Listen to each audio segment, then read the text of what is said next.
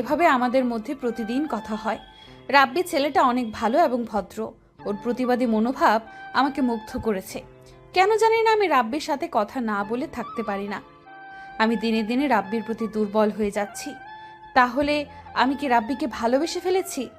হয়তো বা তাই। কাল আমি রাব্বিকে আমার মনের কথা সব খুলে বলবো। অতঃপর আমি রাব্বিকে ফোন দিলাম। হ্যালো রাব্বি, হ্যাঁ বলুন। কি করো এখন? এই তো শুয়ে আছি। কালকে কি তুমি আমার সাথে দেখা করতে পারবে? কেন? তোমার সাথে আমার কিছু কথা আছে।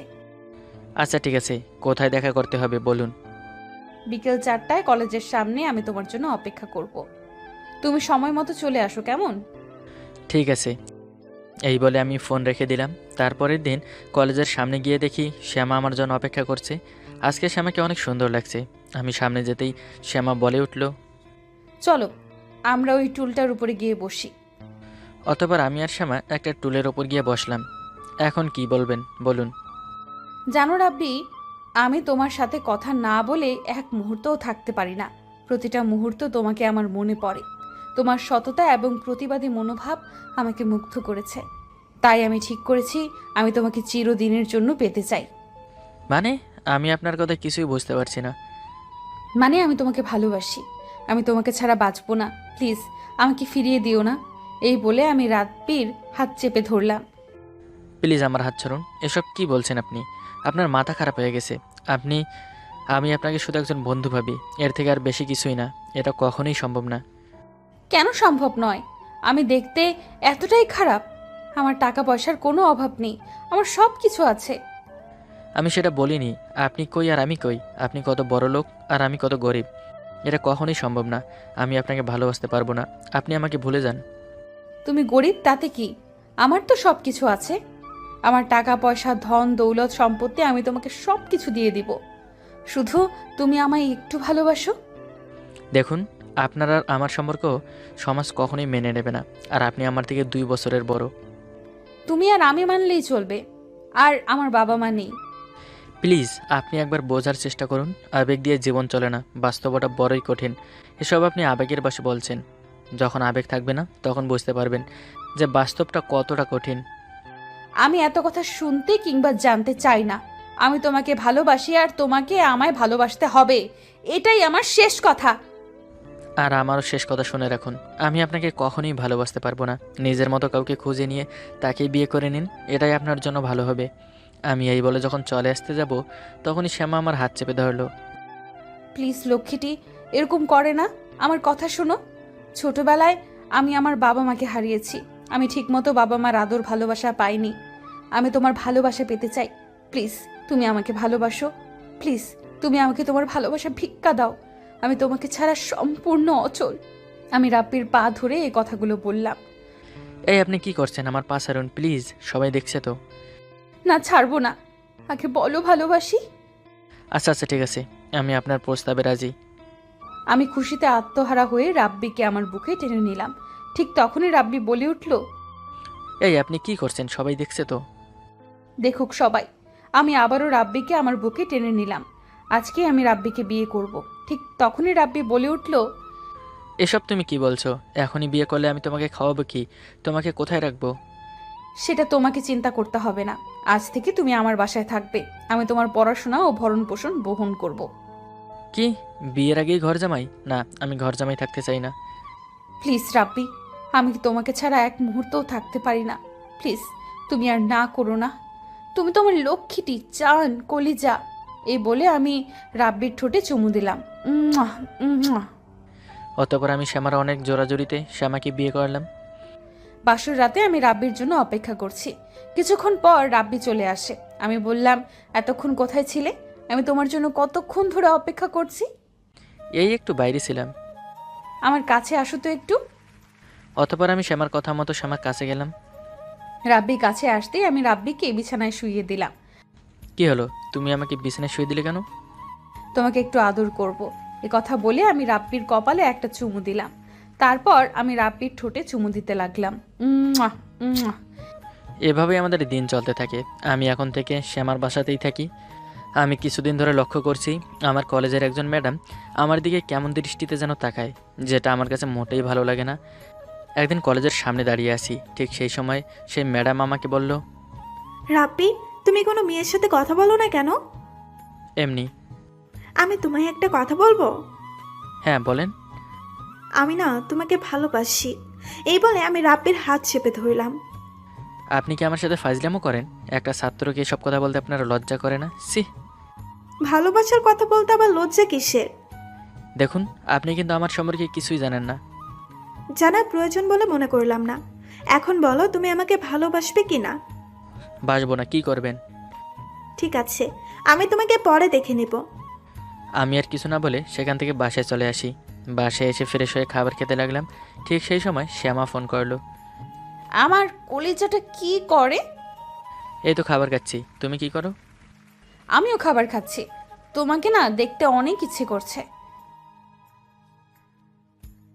কোনো অসুবিধা হলে আমাকে ফোন দিও, ঠিক আছে? আচ্ছা জানু, এখন খাবার খাওয়া রাখছি, পরে ফোন দিব, ঠিক আছে? এভাবে কিছুদিন যাওয়ার পর আমার সেমিস্টার পরীক্ষার খাতা সকলকে দেওয়া হলো। ম্যাডাম সকলকে খাতা দিলেও আমাকে খাতা দিচ্ছে না। আমি এর কারণটা জানতে ম্যাডামের অফিসে যাই, গিয়ে বলি, ম্যাডাম সকলকে খাতা দিলেন কিন্তু আমাকে দিলেন না কেন? তখন ম্যাডাম বলতে শুরু করে, আমার ইচ্ছা তাই। প্লিজ ম্যাডাম, খাতাটা দিন, আমি আমার মার্কস দেখব। তুমি তো দেখছি ভালোই নাম্বার পেয়েছো, 50-এ 45। বাহ, খুব সুন্দর। এখন যদি আমি 50-এ 10 দিই তাহলে কি হবে বলো তো? প্লিজ ম্যাম, এরকম করবেন না। তাহলে বলো, তুমি আমাকে ভালোবাসো?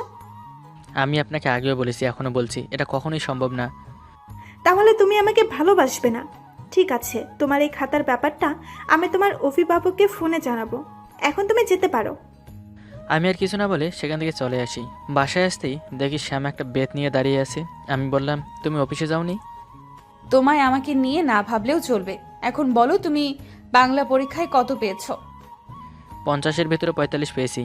এই কথা বলতেই শ্যামা তার হাতে থাকা ব্যাট দিয়ে আমাকে মারতে শুরু করে। ঠাস ঠাস ঠাস। তুই মিথ্যা বললি কেন? তোর কলেজের ম্যাডাম ফোনে আমাকে সব কিছু বলেছে। তুই নাকি 50-এর ভেতরে 10 পাইছিস। না মানে, তুমি আমার কথা বিশ্বাস করো? আমাকে থামিয়ে দিয়ে শ্যামা আবারও বলা শুরু করলো। চুপ! তুই এর কোনো কথা বলবি না। আমি তোকে কত কষ্ট করে পড়াশোনা করাই। আগামী মাস থেকে আমি তোর কলেজের বেতন দিতে পারবো না। আগামী মাস থেকে তোর কলেজের বেতন তুই দিবি। আজকে তোর দুপুরে ও রাতের খাবার বন্ধ। আর আজ থেকে রাতে তুই নিচে ঘুমাবি। আমার সাথে ঘুমানোর তোর যোগ্যতা নেই। আর আজ থেকে তোর মোবাইল চালানো বন্ধ। পরবর্তী পরীক্ষায় যদি এরকম নাম্বার আসে তাহলে তোকে বাসা থেকেই বের করে দিব। এই কথা বলে শ্যামা রুমে চলে গেল। শ্যামার এরকম কথা শুনে আমার চোখ থেকে অজস্র অশ্রু ঝরে পড়ছে। কিছুক্ষণ পর আমিও রুমে চলে গেলাম। আমার খুব ক্ষুধা পেয়েছে, কিন্তু শ্যামা আমাকে খাবার খেতে নিষেধ করছে। না, ছেলেটাকে একটু বেশি বলে ফেলেছি। ছেলেটা এখনো না খেয়ে আছে। ছেলেটা অনেক কষ্ট পেয়েছে। আর কখনো ওর সাথে এরকম করব না। আমি এশার নামাজ পড়ে নিচে একটা বালিশ নিয়ে ঘুমিয়ে পড়লাম। তারপর হঠাৎ আমার মাথায় কারো হাতের স্পর্শ। আমার ঘুম ভেঙে গেল। দেখলাম শ্যামা আমার মাথায় হাত বুলিয়ে দিচ্ছে। কিছু বলবা? এখনো আমার উপর রাগ করে আছো? আরে না। তাহলে তুমি দুপুরে এবং রাতের খাবার না খেয়ে ঘুমিয়ে পড়েছো কেন? তুমি বলেছো তাই।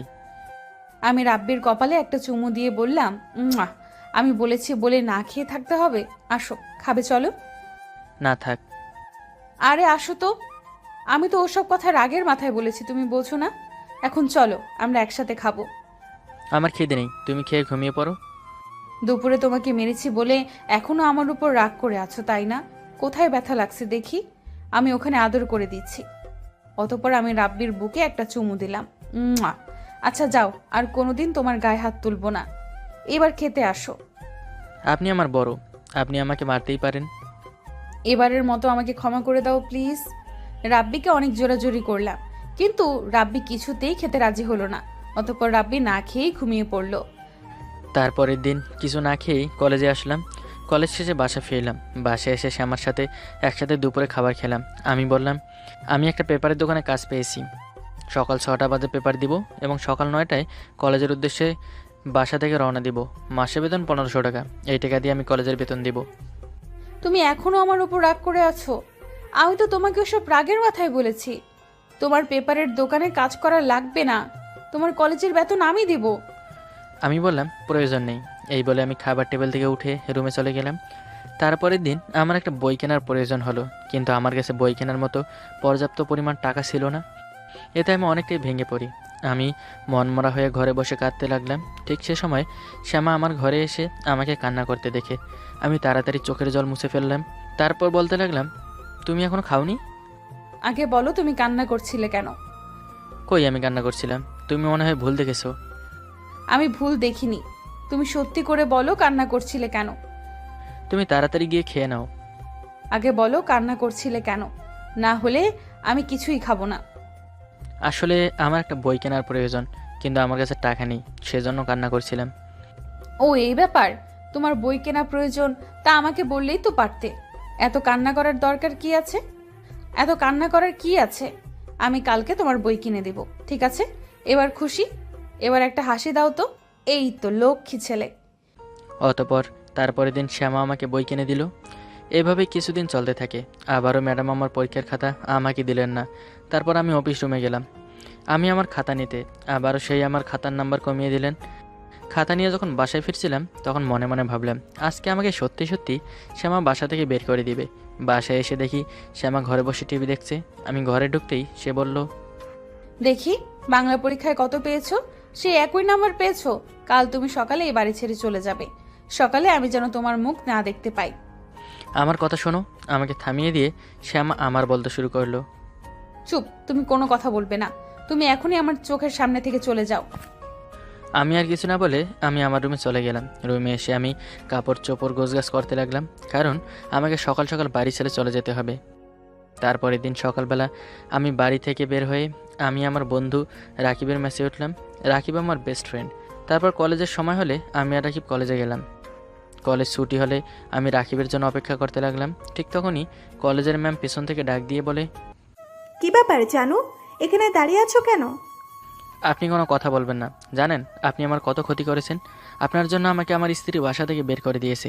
এ কথা বলতেই ম্যাডামের মুখ মলিন হয়ে গেল। তুমি কি বিবাহিত? হ্যাঁ, আমি বিবাহিত। তাহলে এই কথা আমায় এতদিন বলনি কেন?